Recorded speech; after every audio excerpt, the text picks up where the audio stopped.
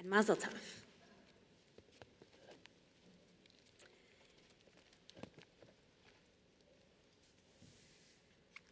Our parsha describes the trumpets.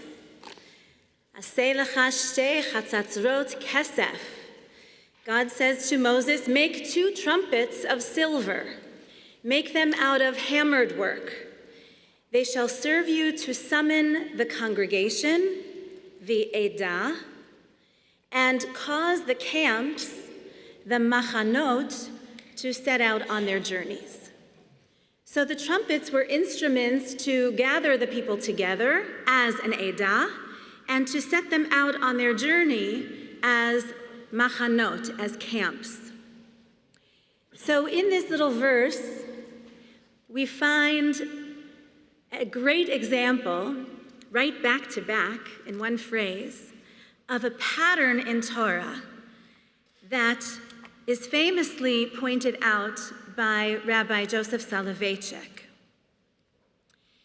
He noticed and wrote about taught about, and then his teachings were compiled in an anthology entitled Kol Dodi Dofek, that the voice of my lover is knocking at the door.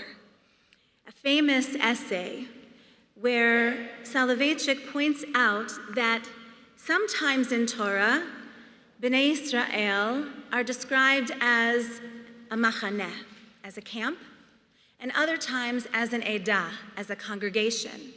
And he notices the pattern that when we are described as a machaneh, as a camp, there is some context looming. There is some threat.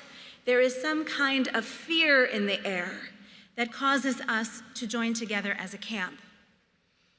And on the other hand, he notices this pattern that when we come together as an edah, as a congregation, there is something pulling us together, something like love, something like aspiration, something like a sacred, purposeful task, something lofty and noble. Usually, the pattern goes that we begin as a camp, and in time, we emerge as a congregation. We are initially pulled together by fear, and then in time, almost miraculously, we merge and emerge as a congregation. I'll share one memory of that, which took place right here in our sanctuary. Some of you were with me on that Shabbat. It was the Shabbat immediately following the attack against the Tree of Life congregation in Pittsburgh, where our own Joyce Feinberg was lost. Some of her cousins are here today. She was one of the 11 who was murdered that day. And we came together that Shabbat, members of the congregation, unaffiliated Jews from all over the city, some Christian citizens of Toronto came to be with us in solidarity. Some secular Torontonians came just to show up and be counted, to stand in solidarity with the Jewish people. And not only that, but you may remember that our sanctuary was encircled on the outside by a ring of peace by our Muslim friends and neighbors from the Imdadul Islamic Center. We have a special relationship with that mosque, and they came to stand with us. So that was a day when the Jewish people and our friends and supporters came together as, first of all, a machaneh, as a camp, to show our strength when there was a threat from the outside. But it didn't take long. It was almost immediate, just a few minutes into the service, when the music inspired us all to become an edah, to become a congregation bound to one another for sacred purposes. That's usually the direction it flows in. But our verse from this week's Parsha puts us in the reverse order, in the opposite direction. It seems that we begin as an Eidah, and we somehow devolve into camps that are meant to strategize for protection. Make 2 trumpets of silver, make them of hammered work. They shall serve you to summon the Eidah, to summon the congregation, and cause the camps to journey forward. So it sometimes goes like that. Now, Soloveitchik also explains that usually a machaneh is formed because of something that happened in the past, either the immediate past or the long ago past. This sanctuary was filled to the rafters just weeks ago on Yom HaShoah, when Holy Blossom was asked to host the community-wide commemoration. And so it can be that through memory of the past, we are brought together, and we know that there is no difference among us. Whether rich or poor, whether religious or secular, it doesn't matter. And Soloveitchik wrote this famous essay, or taught this famous teaching, which was then written down, in the shadow of the Shoah. He said it made no matter what kind of Jew one was, but we were bound together, what he called, bound together by the Brit Goral, by the covenant of fate. That Jews everywhere share a common fate when there is some kind of threat imposed from the outside. We learn this first in Egypt. And then there is another brit. There is another kind of covenant. Soloveitchik calls it the covenant of destiny, the Brit Ye'ud. And we first knew that kind of covenant not in Egypt, but rather at Sinai.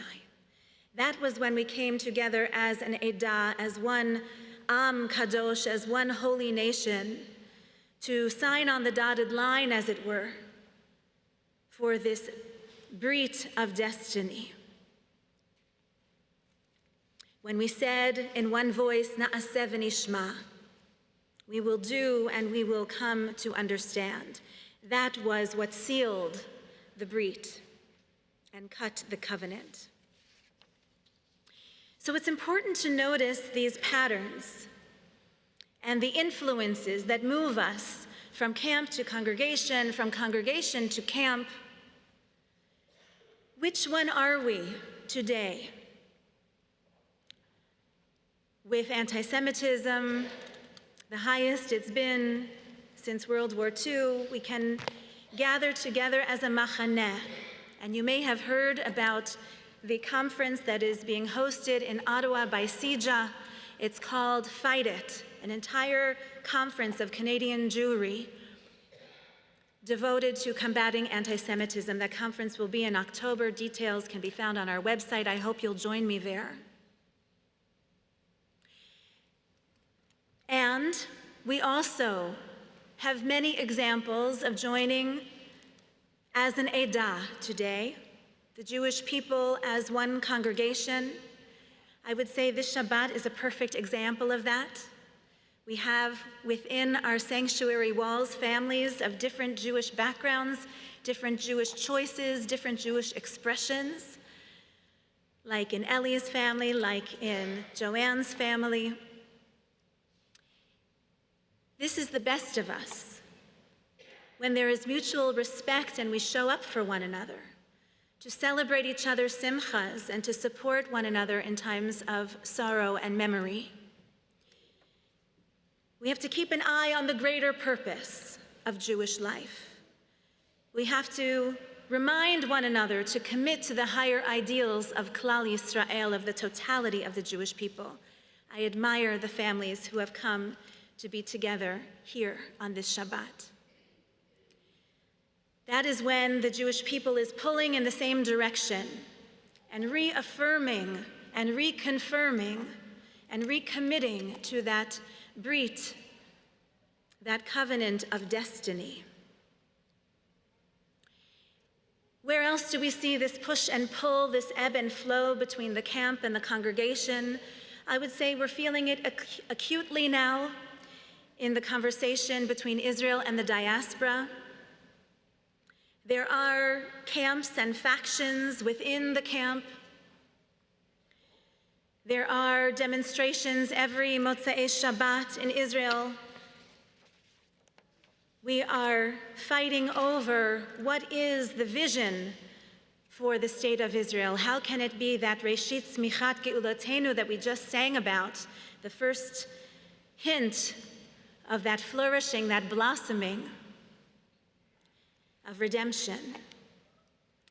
Last week we saw two scenes, simultaneous. Israel's Minister of Diaspora Affairs, Shikli, came to Canada to meet with rabbis and with Jewish educators.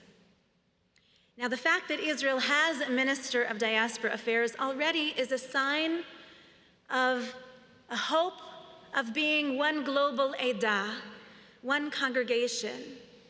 Just the fact that there is a Minister of Diaspora Affairs from Israel's government means that there is intended to be an everlasting bond across the oceans between Israel and the diaspora. And yet, and it pains me to say this out loud on this holy day in this sacred room, the message that was brought was disappointing, to say the least. Despite his conservative upbringing, Shikli is completely dismissive not only of liberal Judaism, but of liberal Jews. And he seems completely uninterested in diaspora Jewry. He is not working to build up the Edah, in my opinion. And it's shocking to hear reports of those conversations. It is hurtful, offensive, demoralizing. On the other hand, Shikli has been given a mandate from his government, and so he brought message that the government of Israel is interested in investing in Jewish education of the children of North America. And so sometimes this can be confusing, right? The ebb and the flow, the push and the pull.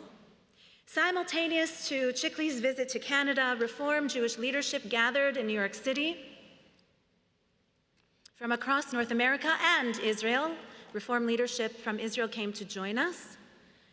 And there was, in this recharging Reform Judaism conference, spearheaded by our own past president, Mark Anshin, there was a doubling down on our Zionism. There was a re-articulation of our commitment to the Jewish state.